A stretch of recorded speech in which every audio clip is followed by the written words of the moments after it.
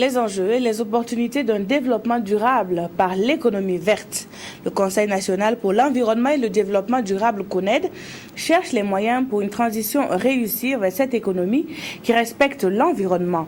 Sous l'égide du chef du gouvernement, par ailleurs président de la conférence du CONED, la rencontre s'est ouverte ce matin. Le reportage est de Jacques Lamissa-Tarpala.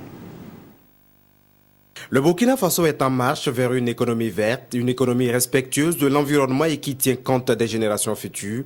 La 4e session du Conseil national pour l'environnement et le développement durable en mesure les enjeux et les opportunités. L'approche traditionnelle du développement a mis de côté certaines dimensions du développement et du bien-être des populations.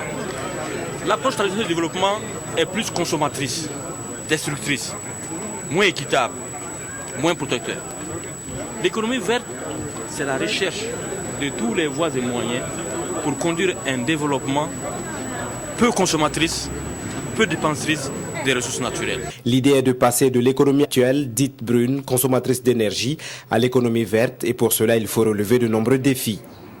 Assurer la protection et l'exploitation rationnelle de ressources naturelles de manière à en garantir la durabilité, promouvoir un développement à la fois dynamique et durable, afin de léguer aux générations futures un environnement sain, lutter prioritairement contre la pauvreté.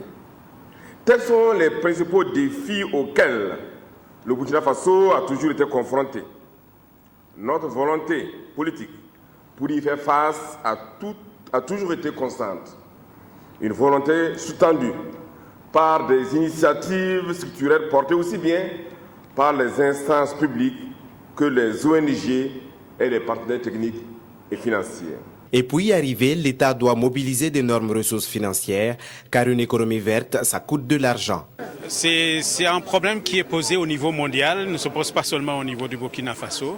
C'est pour ça qu'on est en train de se préparer pour mettre en place un fonds pour l'environnement qui devrait permettre de prendre en charge ces éléments-là. Ce fonds, naturellement, devrait être alimenté en premier lieu par les ressources naturelles, bien sûr, mais également la nationale, bien sûr, mais surtout par des ressources qui devraient venir de l'extérieur, parce que l'environnement, c'est un bien mondial. Le Burkina Faso a déjà engagé des réformes institutionnelles.